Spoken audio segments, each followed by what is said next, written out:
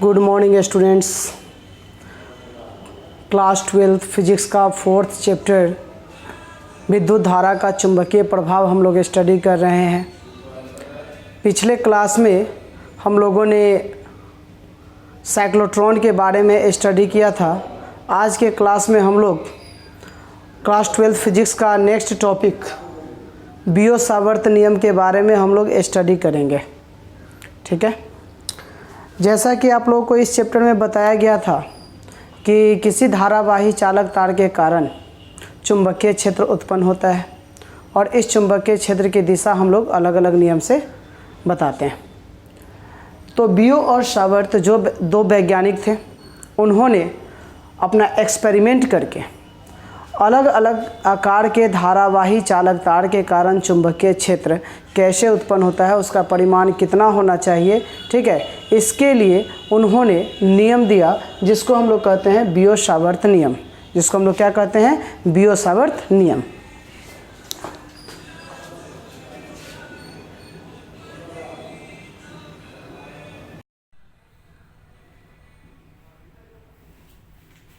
तो आज के क्लास में हम लोग बियो-सावर्त नियम के बारे में स्टडी करने वाले हैं। तो बियो और सावर्त दो वैज्ञानिक थे। उन्होंने अपना एक्सपेरिमेंट करके विभिन्न प्रकार के धारावाही चालक तार से उत्पन्न चुंबकीय क्षेत्र के कारण जो परिणाम होता है उसको उन्होंने बताया। मान लेते हैं कि हम यहाँ पर एक धारावाही चालक तार ले लेते हैं इस आकार का। ठीक है, इस आकार का एक धारावाही चालक तार है। इससे आई धारा प्रवाहित हो रही है। कितनी धारा प्रवाहित हो रही है? आई धारा। ठीक है, तो इस तार का एक छोटा सा अल्पांश लिया जाए, एक छोटा सा एलिमेंट लिया जाए। तो मान लेते हैं कि एक छोटा सा अल्पांश हमने यहाँ पर ले लिया। ये छोटा सा अल्पांश है dl। ये छोटा सा अल्पांश क्या है? dl, है ना। एक छोटा सा अल्पांश लिया। तो इस dl के कारण बिंदु P पर यहाँ पर एक पॉइंट ले लेते हैं। यह पॉइंट P है और यहाँ पर हमको चुंबकीय क्षेत्र कैलकुलेट करना है। ये छोटा सा अल्पांश dl के कारण, जब हम dl के कारण यहाँ पर चुंबकीय क्षेत्र का परिमाण कैलकुलेट कर लेंगे तो उसके बाद हमारे लिए ये सिंपल हो जाएगा कि पूरे लेंथ के कारण कैसे कैलकुलेट होगा। तो आपको इंटीग्रेशन मेथड वहाँ पर अपनाना पड़ेगा। ठीक है, तो with the help of integration आप जो है पूरे तार के कारण पॉइंट P पर चुंबकीय क्षेत्र का परिमाण कितना होगा इसको आप आसानी से कैलकुलेट कर सकते हैं। ठीक है, तो अब हम लोग ध्यान देते हैं। बियो और सावर्त ने ये बताया कि एक धारावाही चालक तार है जिससे आई धारा प्रवाहित हो रही है। इस चालक तार पर एक छोटा सा अल्पांश लेना है dl। अब यह dl का जो डिस्टेंस है पॉइंट P से, हमने कहा कि यह कितना है? r है। ठीक है, यह डिस्टेंस कितना है? r। और उसके बाद यह जो अल्पांश dl है वह dl और पॉइंट P को ज्वाइन करने वाला जो स्ट्रेट लाइन है उसके बीच यह एंगल हमने लिया। ये एंगल हमने लिया थीटा। यह एंगल कितना लिया? थीटा लिया। तो बियो और सावर्त का कहना था कि एक अल्पांश dl के कारण किसी पॉइंट P पर जो चुंबकीय क्षेत्र उत्पन्न होगा वह छोटा सा चुंबकीय क्षेत्र dv होगा और यह चुंबकीय क्षेत्र समानुपाती होगा इस चालक तार से प्रवाहित होने वाली धारा के। तो इससे प्रवाहित होने वाली धारा कितनी है? I है, यानी कि I करंट। तो अब आप यहाँ से समझ रहे होंगे कि dv प्रोपोर्शनल टू क्या है? I है। इसका मतलब क्या हुआ कि करंट को अगर बढ़ाएंगे तो चुंबकीय क्षेत्र का परिमाण बढ़ेगा, करंट को अगर घटाएंगे तो चुंबकीय क्षेत्र का परिमाण भी घटेगा। ठीक है, उसके बाद उन्होंने ये कहा कि पॉइंट P पर जो उत्पन्न होने वाला चुंबकीय क्षेत्र है वह जो है समानुपाती होगा, है ना, अल्पांश dl के। किसके होगा? dl के। तो अब आप देख रहे हैं कि यह अल्पांश यदि बड़ा होगा तो यहाँ पर उत्पन्न होने वाला चुंबकीय क्षेत्र का भी परिमाण क्या होगा? ज्यादा होगा। उसके बाद ये dl पोर्शन और पॉइंट P को ज्वाइन करने वाला जो डिस्टेंस है r, यह जो स्ट्रेट लाइन है, ठीक है, dl और P को मिलाने वाली जो स्ट्रेट लाइन है और dl के बीच कोण कितना बन रहा है? थीटा। तो बियो-सावर्त ने ये कहा कि पॉइंट P पर उत्पन्न होने वाला जो चुंबकीय क्षेत्र होगा वह समानुपाती होगा, है ना, कोण की ज्या का। तो ये बनने वाले कोण की ज्या यानी कि साइन थीटा के समानुपाती होगा। उसके बाद ये जो देख रहे हैं डिस्टेंस क्या है? r। ठीक है, तो उन्होंने ये कहा कि क्या यह r के भी समानुपाती होगा? तो नहीं। जैसे जैसे आप डिस्टेंस को बढ़ाते जाइएगा चुंबकीय क्षेत्र का मान जो है यहाँ पर घटते जाएगा, और वह जो है चुंबकीय क्षेत्र का मान कैसे घटेगा, वैल्यू कैसे डिक्रीज होगा? तो 1/r² से। ठीक है, तो हम इसको शब्दों में कैसे लिखेंगे? किसी धारावाही चालक तार जिससे I धारा प्रवाहित हो रही है, इस धारावाही चालक तार पर एक अल्पांश dl लिया गया है। इस dl अल्पांश के कारण इससे r दूरी पर एक बिंदु P है, जहां चुंबकीय क्षेत्र dv का जो मान होगा वह समानुपाती होगा चालक तार से प्रवाहित होने वाली धारा के। बिंदु P पर उत्पन्न होने वाला जो चुंबकीय क्षेत्र है वह समानुपाती होगा तार पर लिया गया अल्पांश dl के। उसके बाद उत्पन्न होने वाला चुंबकीय क्षेत्र का जो परिमाण है वह समानुपाती होगा dl और P को मिलाने वाली रेखा के बीच के कोण के ज्या का। ठीक है, और उसके बाद चुंबकीय क्षेत्र समानुपाती है उसके बीच की दूरी के वर्ग का व्युत्क्रम समानुपाती नहीं है। उत्पन्न बिंदु P पर उत्पन्न होने वाला जो चुंबकीय क्षेत्र है वह व्युत्क्रमानुपाती है दूरी के वर्ग का स्क्वायर, है ना, दूरी के वर्ग का क्या है? व्युत्क्रमानुपाती है। अब आपके पास ये चार रिलेशन है, ये चारों रिलेशन को कंबाइन कर सकते हैं। तो यहाँ से आप क्या लिखिएगा? dv समानुपाती I dl sin थीटा बटा r²। हम यहाँ से ये r² को नहीं समानुपाती का चिन्ह नहीं रखना चाहते, इसको हम हटाना चाहते हैं। तो इसके लिए हमें यहाँ से dv इज इक्वल टू, यहाँ पर एक कांस्टेंट लाएंगे k, और ये हो जाएगा I dl sin theta upon r²। ठीक है, और यहाँ पर k जो है, k एक नियतांक है। k क्या है? एक नियतांक। k एक नियतांक है जिसका मान, है ना, एक्सपेरिमेंट से जिसका मान μ0/4 पाई होता है। μ0 कितना होता है? 4 पाई होता है। ठीक है, और यह μ0/4 पाई का वैल्यू कितना होगा? तो 10⁻⁻⁷। ये एक्सपेरिमेंट से इसका वैल्यू है μ0/4 पाई। अब आप ये देख रहे हैं कि μ0/4 पाई 10⁻⁷ है, इसका यूनिट क्या होगा? तो b का यूनिट क्या होता है? टेस्ला। ये चला जाएगा तो टेस्ला मीटर स्क्वायर, क्या हो जाएगा? टेस्ला मीटर स्क्वायर बटा I नीचे आ जाएगा तो एम्पियर, d नीचे आ जाएगा तो मीटर, यानी कि इससे ये कट जाएगा तो टेस्ला मीटर पर एम्पियर। टेस्ला, है ना, टेस्ला मीटर पर एम्पियर या हेनरी पर मीटर, हेनरी पर मीटर। तो आप यहाँ से समझिए कि बियो सावर्ट दो वैज्ञानिक थे। उन्होंने अलग अलग आकार के धारावाही चालक तार के कारण उत्पन्न होने वाले चुंबकीय क्षेत्र के परिमाण को बताने के लिए, ठीक है, और उसकी दिशा को बताने के लिए उन्होंने जो नियम दिया उसे बियो सावर्ट नियम कहा जाता है। उनके अनुसार किसी धारावाही चालक तार के अल्पांश dl के कारण किसी बिंदु P पर, कोई भी बिंदु P, Q, R कुछ भी हो सकता है, किसी बिंदु पर उत्पन्न होने वाले चुंबकीय क्षेत्र का जो परिमाण होता है वो समानुपाती होता है चालक से प्रवाहित होने वाली धारा के। चुंबकीय क्षेत्र का जो परिमाण है वो समानुपाती होता है अल्पांश dl के। चुंबकीय क्षेत्र का जो परिमाण है वो समानुपाती होता है dl और बिंदु को मिलाने वाली रेखा के बीच बने कोण की ज्या के, और चुंबकीय क्षेत्र जो है वह व्युत्क्रमानुपाती होता है दूरी के वर्ग के। ये सारे टर्म को हम लोगों ने कंबाइंड कर दिया। तो यहाँ से k आया, k का मान क्या हो, क्या एक नियतांक है जिसका मान μ0/4 पाई होता है, और इसका जो μ0/4 पाई हो किसके बराबर? 10⁻⁷ टेस्ला मीटर पर एम्पियर पे ही, टेस्ला मीटर पर एम्पियर, टेस्ला मीटर पर एम्पियर या हेनरी पर मीटर होता है। तो अब यहाँ से हमारा एक नया फॉर्मूला क्या बन जाएगा? तो ये नया फॉर्मूला हो जाएगा dB बराबर μ0/4 पाई I dl sin थीटा बटा r²। ठीक है, तो एक छोटे से अल्पांश dl के कारण उत्पन्न होने वाला चुंबकीय क्षेत्र इतना है। तो अब हम कह सकते हैं कि L लंबाई के तार के कारण उत्पन्न कुल चुंबकीय क्षेत्र, कुल चुंबकीय क्षेत्र।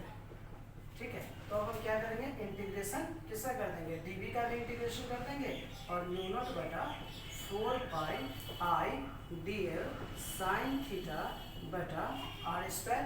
डी वी का इंटीग्रेशन करोगे तो क्या आएगा, B equal to integration of mu not बटा 4 pi I D L sine theta बटा आर स्क्वायर। तो अब आपको यहाँ पर समझ में आ रहा होगा कि किसी भी धारावाही चालक तार के कारण किसी बिंदु पर उत्पन्न चुंबकीय क्षेत्र का परिमाण ज्ञात करने के लिए ये हमारा एक बेसिक फार्मूला आ गया। अब इंटीग्रेशन का कुछ रूल्स होता है, वो रूल्स आपको याद होने चाहिए कि जो भी कांस्टेंट है उसको बाहर कर लीजिए, है ना, और बाहर करने के बाद आप इंटीग्रेशन कर सकते हैं।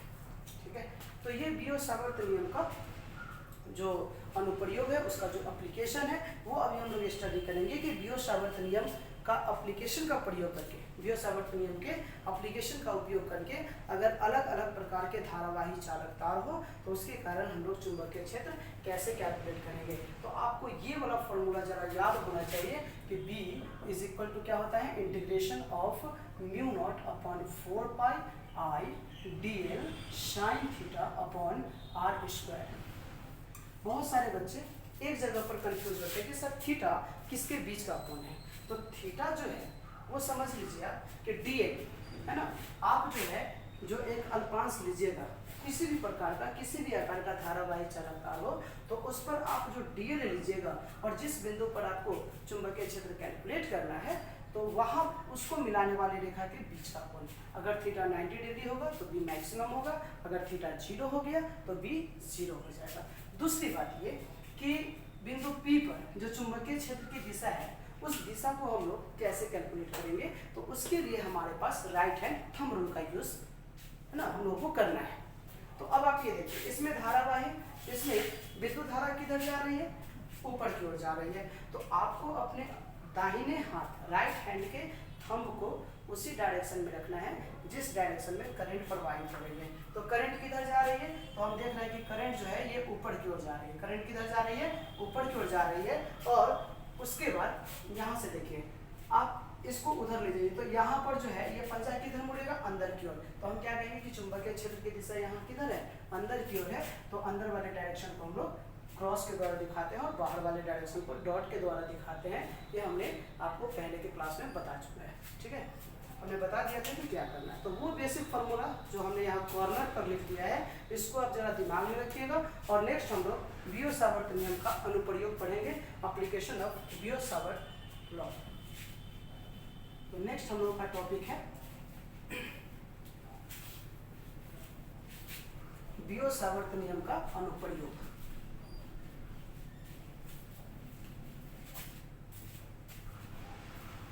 आप सभी स्टूडेंट्स से हम ये कहना चाहते हैं कि आप वीडियो को एक बार नहीं 2 बार देखें, 3 बार देखें, यानी कि जब तक आपको समझ में नहीं आ जाता है तब तक आप इसको देखते रहें। तो वीडियो मिलने से आपके लिए बेनिफिट यही है कि अगर किसी स्टूडेंट को नहीं समझ में आता है तो उसको रिप्ले करके 2 से 3 बार देख सकता है। लेकिन ऑफलाइन क्लास में क्या होता है, आपको अगर समझ में आया तो आप 1 बार पूछोगे, 2 बार पूछोगे, ठीक है। लेकिन बहुत कम ऐसे स्टूडेंट होते हैं जो बार बार क्वेश्चन राइज करते हैं और पूछना पसंद करते हैं। तो अब हम लोग पढ़ेंगे बियो-सावर्त नियम का अनुप्रयोग। बियो-सावर्त नियम का अनुप्रयोग, ठीक है, एप्लीकेशन ऑफ बियो-सावर्त लॉ। ठीक है, तो हम लोग यहाँ से इसका इंग्लिश भी लिख सकते हैं, एप्लीकेशन ऑफ बियो-सावर्त लॉ। ठीक है, तो बियो-सावर्त नियम का अनुप्रयोग हम लोग पढ़ने जा रहे हैं। ठीक है, और इस लॉ को पढ़ने के लिए सबसे पहले हम लोग जानेंगे कि एक सर्कुलर कॉइल, एक वृत्ताकार कुंडली है। उस वृत्ताकार कुंडली के कारण केंद्र पर चुंबकीय क्षेत्र का परिमाण कितना होगा, उसकी दिशा को हम लोग कैसे कैलकुलेट करेंगे। ठीक है, तो हम लोग ए नंबर में पढ़ने वाले हैं वृत्ताकार कुंडली के कारण केंद्र पर चुंबकीय क्षेत्र। ठीक है, केंद्र पर चुंबकीय क्षेत्र, यानी कि magnetic field at the centre of circular coil. तो हम लोग यहाँ से एक सर्कुलर कॉइल ले लेते हैं जिसमें एक ही टर्न, इसमें कितना टर्न है, बस एक ही टर्न है ना। तो हम लोगों ने यहाँ से एक सर्कुलर कॉइल ले लिया और इस सर्कुलर कॉइल के कारण हमें यहाँ केंद्र पर, ठीक है, ये सर्कुलर कॉइल है, मान लीजिए कि करंट का डायरेक्शन यहाँ पर ऐसे है, ये anti clockwise current I flow हो रहा है, ठीक है, और केंद्र यहाँ O है और यहाँ O पर हमें इस सर्कुलर कॉइल के कारण मैग्नेटिक फील्ड कितना होगा ये हमको कैलकुलेट करना है। डायरेक्शन जरा आप बता सकते हैं, तो डायरेक्शन के लिए आप यहाँ पर देखिए करंट इस डायरेक्शन में है, ऐसे एंटी क्लॉकवाइज, आप पंजे को मोड़ लीजिए, ठीक है, अंगूठा बाहर की ओर है, यानी कि यहाँ पर जो मैग्नेटिक फील्ड है ना, उस मैग्नेटिक फील्ड का डायरेक्शन हम किधर लेंगे, बाहर की ओर। तो इसके लिए हम लोग क्या करेंगे वो समझिए। हम इस सर्कुलर कॉइल पर एक छोटा सा अल्पांश ले लेते हैं, ठीक है, ये छोटा सा अल्पांश हमने ले लिया और यह छोटा सा अल्पांश क्या है, dl है, ठीक है, और इससे करंट कितनी प्रवाहित हो रही है, I। उसके बाद हमने इस पॉइंट को यहाँ से ऐसे मिला दिया, तो ये जो छोटा सा पोर्शन हमने dl लिया, ये एकदम छोटा सा पोर्शन है जो कि एक स्ट्रेट लाइन होगा, और इसको जब हम यहाँ से मिलाएंगे तो अब आपको समझ में आ रहा होगा कि यहाँ थीटा का मान कितना डिग्री बनेगा, 90 डिग्री। यानी कि जिस पॉइंट पर हमको चुंबकीय क्षेत्र कैलकुलेट करना है उस पॉइंट को dl से मिलाने वाली रेखा के बीच, dl और उस रेखा के बीच कोण कितना बन रहा है, तो ये कोण है 90 डिग्री, ठीक है, ये कोण कितना है, 90 डिग्री है। ऐसा भी आपको ज्योमेट्री में पता होगा कि अगर हम एक सर्किल ले लेंगे, यह इसका रेडियस r है, ठीक है, तो इस पॉइंट पर हम एक अगर स्पर्श रेखा को खींचेंगे तो यहाँ पर अगर एक छोटा सा लंबाई अगर हम dl ले लेंगे तो इसके साथ ये कितना डिग्री का कोण बनाएगा, 90 डिग्री का कोण बनाएगा। ये ज्योमेट्री में आप लोगों ने पढ़ के रखा है, ठीक है। तो वृत्ताकार कुंडली के अल्पांश dl के कारण, है ना, तो हम यहाँ से लिखेंगे अल्पांश dl के कारण बिंदु O पर चुंबकीय क्षेत्र, ठीक है, O पर चुंबकीय क्षेत्र। तो यहाँ dv का फॉर्मूला हमारे लिए क्या है, वही वाला फॉर्मूला यूज कीजिए, तो म्यू0 बटा 4 पाई I dl sign theta upon r square. हमने यहाँ से यहाँ तक का डिस्टेंस कितना लिया है, r, आप स्मॉल r कैपिटल R कुछ भी आप वहाँ पर रख सकते हैं। उसके बाद है ना, अल्पांश dl के कारण बिंदु O पर चुंबकीय क्षेत्र कितना हो गया, थीटा का मान कितना डिग्री रखना है, 90 डिग्री, और जो कांस्टेंट है उसको बाहर कर लीजिए। तो अब आप देखिए हर एक dl के लिए यहाँ पर कहीं पर भी अगर आप अल्पांश dl ले लीजिए, r चेंज होने वाला नहीं है, तो r तो चेंज होगा नहीं, थीटा का मान 90 डिग्री हो गया, करंट तो हमको I ही रखना है, म्यू0 बटा 4 पाई कांस्टेंट है, तो जो है उसको बाहर निकाल लीजिए। तो आप क्या लिखोगे, म्यू0 बटा 4 पाई I बटा r स्क्वायर, और ये हो जाएगा dl साइन 90 डिग्री, और साइन 90 डिग्री का मान कितना होता है, 1 होता है। तो हम यहाँ से dv बराबर म्यू0 I बटा 4 पाई r स्क्वायर इंटीग्रेशन किसका, dl। तो वृत्ताकार कुंडली के कारण, है ना, वृत्ताकार कुंडली के कारण केंद्र पर, तो अब हम लिखेंगे वृत्ताकार कुंडली के कारण, कुंडली के कारण केंद्र पर चुंबकीय क्षेत्र। तो केंद्र पर चुंबकीय क्षेत्र कितना होगा, तो इसके लिए आप इंटीग्रेशन करोगे किसका, dv का इंटीग्रेशन करो, ठीक है, तो dv का इंटीग्रेशन करोगे तो यहाँ पर कितना आ जाएगा बताइए। तो कुल चुंबकीय क्षेत्र आपको लेना है, यानी कि b निकालना है, तो इंटीग्रेशन किसका कर दो, dv का, ठीक है, क्योंकि dv का इंटीग्रेशन क्या होगा, b होगा।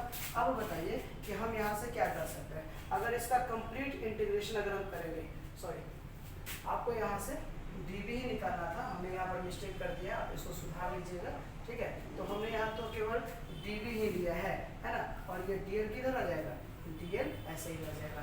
तो वृत्ताकार कुंडली के कारण केंद्र पर चुंबकीय क्षेत्र B चाहिए, तो इंटीग्रेशन किसका करोगे, dv का, यानी कि b बराबर, है ना, अब यहाँ से बताइए क्या आ जाएगा, म्यू नॉट आई dl बटा 4 पाई आर स्क्वायर। जो कांस्टेंट है उसको बाहर कर लीजिए। तो अब आपको समझ में आ रहा होगा कि इसमें कांस्टेंट कौन कौन है। तो म्यू नॉट आई बटा 4 पाई आर स्क्वायर है ना, और इंटीग्रेशन केवल किसका करना पड़ेगा, dl का। तो dl, तो आप dl पोर्शन को अगर ऐड करते चले जाइएगा तो वह वृत्त की परिधि के बराबर होगा। तो यहाँ से b बराबर म्यू नॉट आई बटा 4 pi R square into 2 pi are.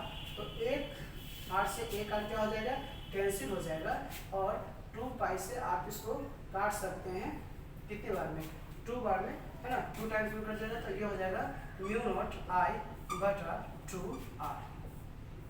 ठीक है, म्यू नॉट आई बटा 2 आर। तो एक सर्कुलर कॉइल के कारण अगर हम सेंटर पर मैग्नेटिक फील्ड अगर कैलकुलेट करना चाहते हैं तो वो सेंटर पर मैग्नेटिक फील्ड का परिमाण कितना होगा, तो म्यू नॉट आई बटा 2 आर। अगर म्यू नॉट बटा 4 पाई के टर्म में लिखना चाहते हैं तब तो आपको ऐसा ही लिखना पड़ेगा, बस एक आर से एक आर कैंसिल कर देना पड़ेगा। दूसरी बात कि अगर इस वृत्ताकार कॉइल के कारण सेंटर पर अगर हमें मैग्नेटिक फील्ड का डायरेक्शन कैलकुलेट करना है तो आप अपने राइट हैंड थंब रूल का यूज करो।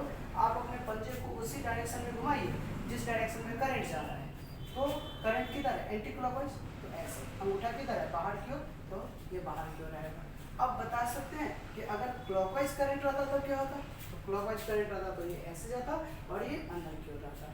ठीक है, तो हम यहाँ से वृत्ताकार कुंडली के कारण केंद्र पर चुंबकीय क्षेत्र देख रहे हैं। नेक्स्ट क्लास में हम लोग इसी बियो-सावर्त नियम का अनुप्रयोग पढ़ेंगे और ये देखेंगे कि अगर वृत्ताकार कुंडली के कारण इसके अक्ष पर कोई बिंदु है, उस अक्ष पर चुंबकीय क्षेत्र का मान कैसे कैलकुलेट होगा, तो इसको हम लोग नेक्स्ट क्लास में डिस्कस करते हैं। आज के क्लास में इतना ही। ओके।